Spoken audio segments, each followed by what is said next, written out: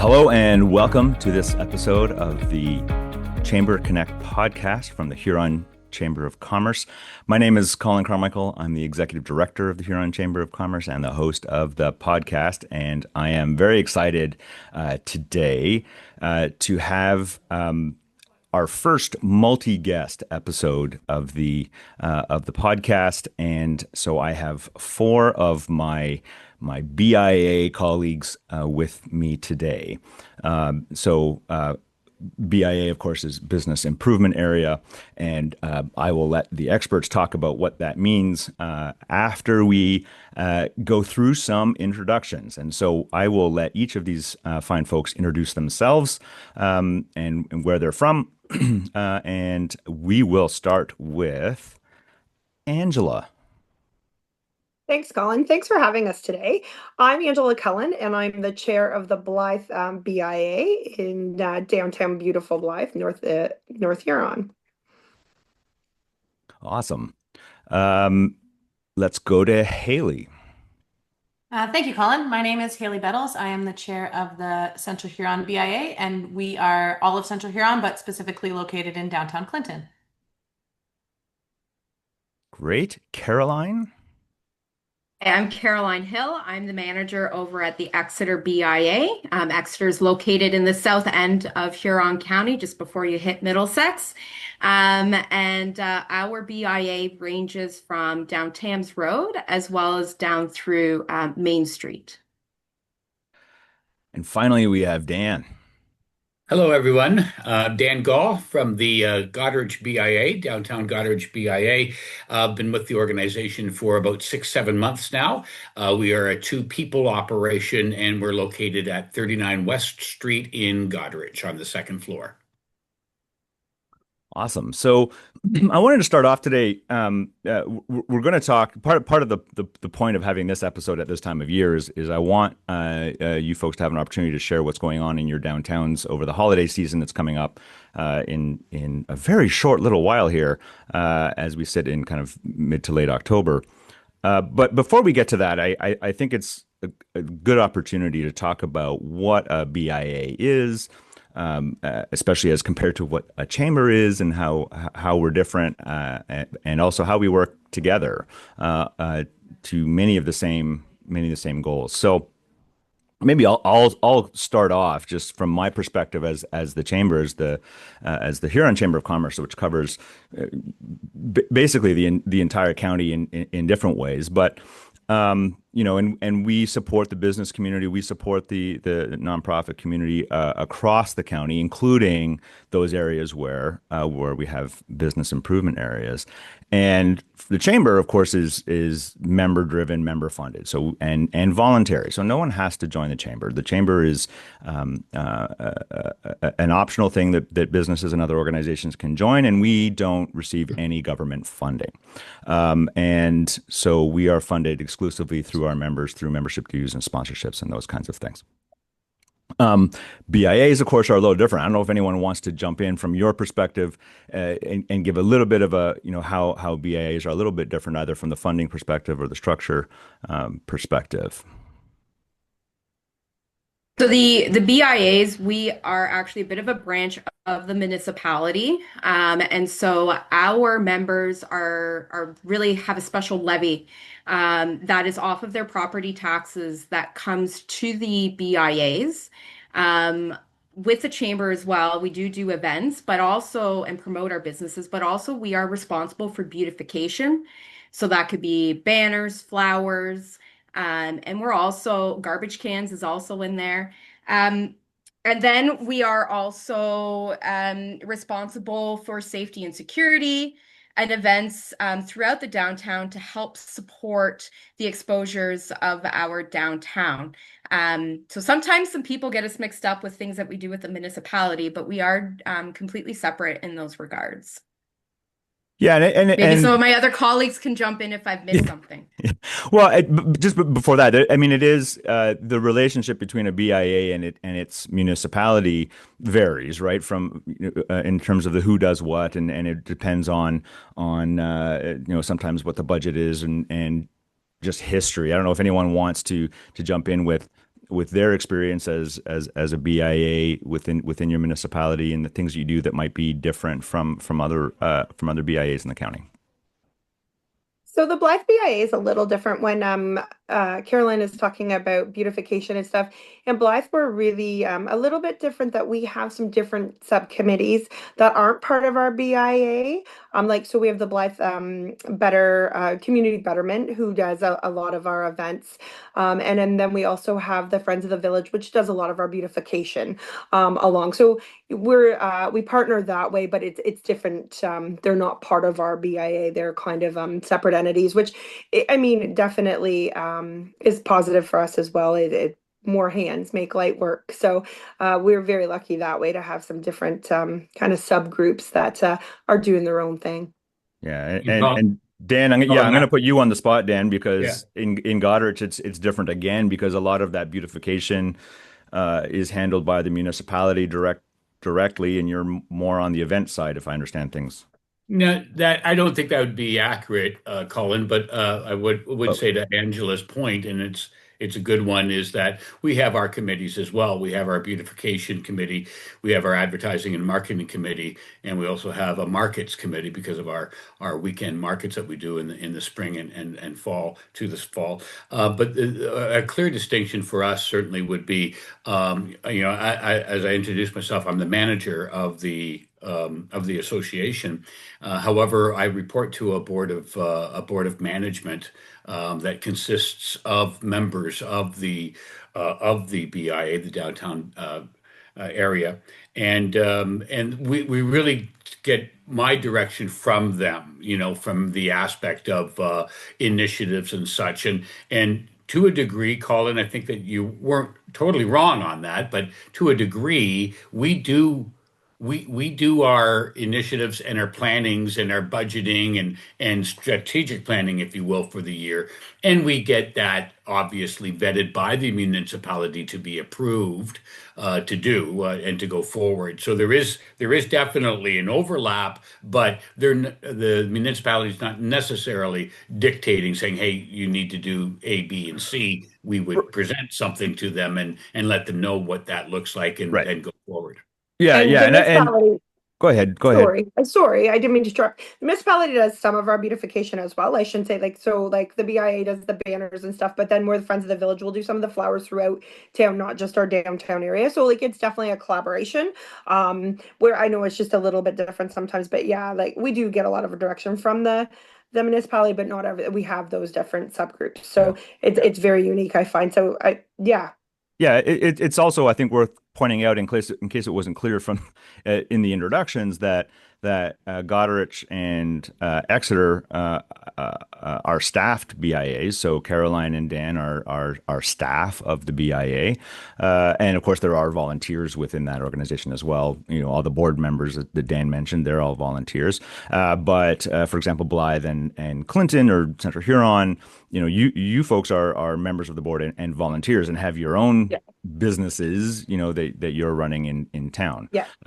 And so there's a bit of a difference in structure just in that, and that's just a case of scale and budget and those kinds of things. And so I guess the summary of this is no two BIAs are alike, right? They all have their own and that's just from history, right? Different BIAs kind of evolved to do different things, and so I think the important message there is that while all BIAs work to promote and their businesses within their downtowns, they all do it a little bit differently, and that's kind of one of the wonderful things about these organizations is that you're able to tailor what you do to the downtown that you're in. So why don't we? That's a good segue for me to go into what you folks are doing over the next couple of months as we head into the holiday season, and it's always a busy time for retailers in particular. And BIAs supporting them, parades and sales and other events. So I don't know if someone wants to volunteer to kick off of what you've got planned in your downtown for the next, November, December timeframe. I mean, we can go first. Sure. So Clinton has our ladies' night coming up on November 6th. It's a wonderful night. We are actually adding in food trucks this year. So the Nacho Spot food truck is going to set up downtown. We have Metalhead Coffee Company, and then we actually have live music going in our light tunnel. So that will be a cool place for not just people shopping, but families if they want to come and get dinner that night. That will be really cool. All the stores are open from 4 to 8:30, and you can shop with the passports, and then you can actually finish on the second floor of Town Hall, and there'll be wine and a vendor's market, and then the prizes will be done upstairs. So that's going to be a really great night. And then we have our Santa Claus Parade on December 5th. It's a Friday night, starts at 7 p.m. December 5th, and then December 6th, the next day, we're planning on doing a Christmas in Millennium Park from 10 to 12. So you can come and get your photo with Santa. There'll be some outdoor games, some s'mores, hopefully, and just some cool stuff for the kids for a couple of hours. And that will hopefully get us well into Christmas season. Awesome. That sounds busy. Yeah, a lot going on. Who's next? Who wants to jump in with their events through leading into Christmas? I'll jump in if you don't mind, Go ahead, Colin. Dan. Yeah. Yeah, so I think that because of our situation in Goderich with the construction and the infrastructure that we've been doing all spring and summer, and now wrapping it up, which is I think everybody needs a little bit of a reprieve. It's a 2-year project. Year one is now, and year two will begin again in early spring. So we are through phase two, where the curbs have been put in, and light poles are going up in our phase two. We have so we've been kind of managing that one from a variety of aspects, not only with the town. And just to comment a little bit too, back to the role that we have. I think it's absolutely critical that our BIA has that relationship with the municipality and the town people, because to Angela's point, we are because we are so lean of an operation, we do need those resources, those human resources, not only from a to do aspect, but also to help with the budgeting and the setup of the payroll and all that other neat stuff. So I think it's really critical that we work very closely with our municipality and our town, and we try to make sure we have a really good, strong rapport with them. We don't always see eye to eye, but that's okay. That's why we do meet, and that's why we work together and resolving the concerns that we either side have had. But from a scheduling standpoint, Colin, we have Spectacular coming up October 31st. It's an opportunity for businesses to give back to the community as well, for the children to come out and go to shop and have some treats, trick or treating with our businesses downtown. An effort that we've been doing for about I think about 10 years now. So Spectacular is happening Halloween Eve in the afternoon from 3:30 to 5, and then we've an extension of that as a result of a retailer, and again finding that role between BIA and a BIA event and or a retailer's event. We kind of again try to be that support consult for those businesses. Later that evening, there is a Halloween art show that will be happening on East Street, where they're going to shut down that section of the street and do something in the evening that's a little bit more adult oriented as opposed to children. And Thursday, not unlike Hayley and her ladies' night, we have our Thursday ladies' night coming up on November 13th, and that will run from 12 to 8 p.m.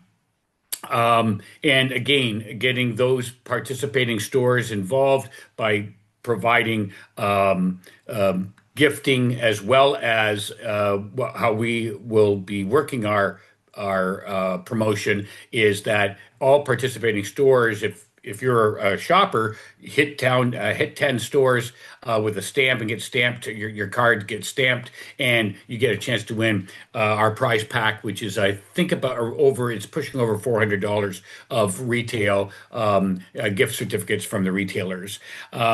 One other thing that we're launching, which is really exciting, we've just announced it, is BIA Bucks.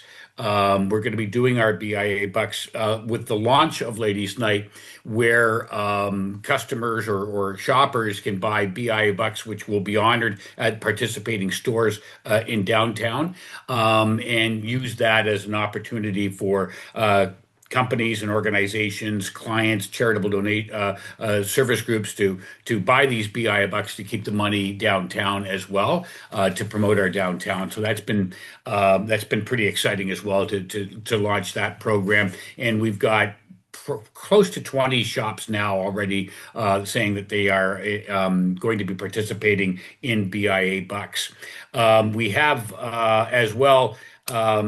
Our Christmas market, we're working on a Christmas market, hasn't been confirmed yet, but it would be in December. And of course, the lighting of lights and the Santa Claus parade coming up November 22nd here in Goderich. So, Colin, I think that's a pretty good update for now. Yeah, that'll keep Goderich folks busy for the next several weeks.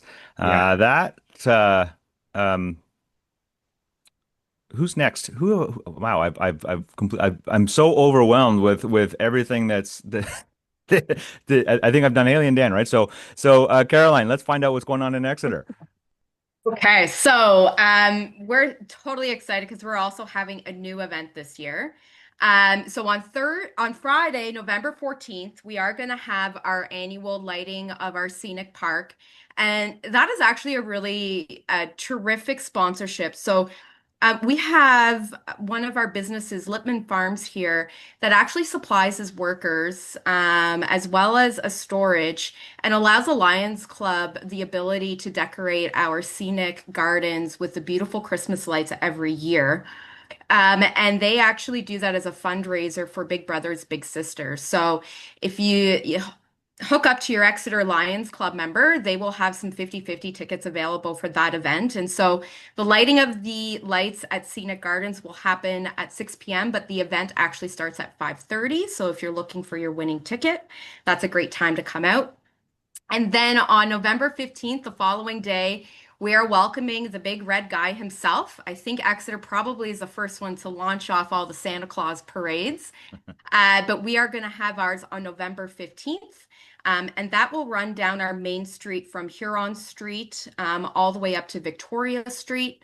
And last year we had over 60 parade floats. So it was a good hour-long parade. And we're looking at topping that this year as well. And then because we heard a lot of feedback last year that there isn't much else to do in Exeter after our Santa Claus parade, we are launching our Jingle in the Parkette event on November 29th. What a lot of people don't know is the Exeter BIA is very diverse into what we have down our main street, everything from manufacturing to dealerships to retail, but also a lot of our services that are along our downtown that do help some of our vulnerable. And so we are actually going to be doing a toy drive thanks to 3 of our car dealerships that are going to be allowing us some vehicles to share. And we are going to be stuffing them with toys, non-perishable goods. We also have the Exeter Hawks that will be coming out and doing some autograph signing. And then we will also have our passport for shopping. So it's a great opportunity to celebrate our small businesses on that Small Business Saturday and kickstart off your Black Friday shopping. And you can go around to our retailers and take a look at some of their Christmas goodies that they have on sale and win some prizes. So overall, it's going to be a great afternoon in Exeter, and that'll be November 29th from 2 to 5 p.m. At 5 p.m., we will gather with Willis, the White Wonder, and as well as our mayor and fire department, and we are looking at lighting our lights in the parkette, which the Exeter Hawks are helping myself put up. So it's not just myself on a ladder putting up Christmas lights in the parkette this year. So we are looking forward to that event and making Exeter the stop to shop on November 29th. Whenever I hear about all the things that you folks are doing in your towns, I always I'm always reminded of that one line in every job description that says "other duties as assigned," and there's never a shortage of those other duties that need doing, whether it's on a volunteer basis or on a staff basis. So, Angela, what's going on in Blythe? Well, I like to say that Blythe is we're definitely little, but we're mighty. So we've got lots of great stuff going on. So starting, I've talked about collaboration with some of our stores in Lawnsboro. So Grey Havens, Nature's Nest, and then the Old Mill, who's an associate member of our Blythe BIA. They have invited a Blythe business, the Blythe Inn, for the last, I think it's 4 or 5 years. They do a ladies' night, which will be November 14th. It starts at 2 p.m. at those stores who have great deals. And then downtown Blythe has we at the Blythe Inn we have live music, but it also promotes some shopping in the Blythe area. So it's a nice collaboration with our friends from Wandsboro and the Old Mill. Then on Blythe Friday, we have the 28th, which is a great event for families. We keep it it's free, so very affordable. Businesses are participating. There's lots of different prize baskets that will be the ballots will go to different businesses there where the baskets will be displayed. There's carolers at the Memorial Hall. We light the Christmas tree. There's an event at the art gallery at the Memorial Hall. As well as last year, there was a Touch the Truck event, and I think that they're working on something great with that too. And that's a volunteer base here in Blythe that the BIA assists with some advertising funds and some support as well. December 13th, we have the Blythe Community Betterment is hosting our Santa Claus Parade. I believe it starts at 11 and starts at the arena and then goes down the main street of Blythe. It is usually amazingly attended. Last year was bitter cold, so we didn't see as many people, but again, it's about an hour long parade, so it's amazing that they do that. Then also with the Blythe Community Betterment, they are doing their annual New Year's Eve fireworks, which take place at the Blythe Arena. So it's always a great spectacle, and it is free, I believe, by donation, but it's open to everybody. We also have the Blythe Memorial Theater. They're doing their Huron County Christmas Carol, which is going to run from December 3rd to December 20th. It's a lot of local actors, which is going to be very exciting again for downtown Blythe. We also are really lucky in Blythe that our downtown keeps growing.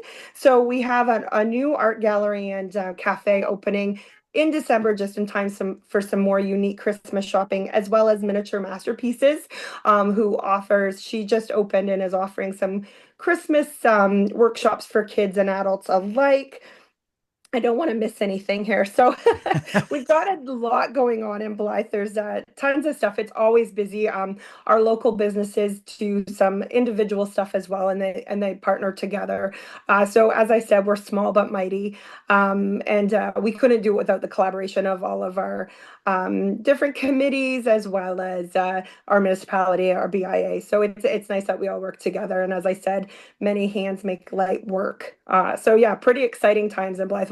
We're always very busy for a little downtown and side street. So we have some great businesses that encompass all of Blythe and outside of. Yeah. Wow.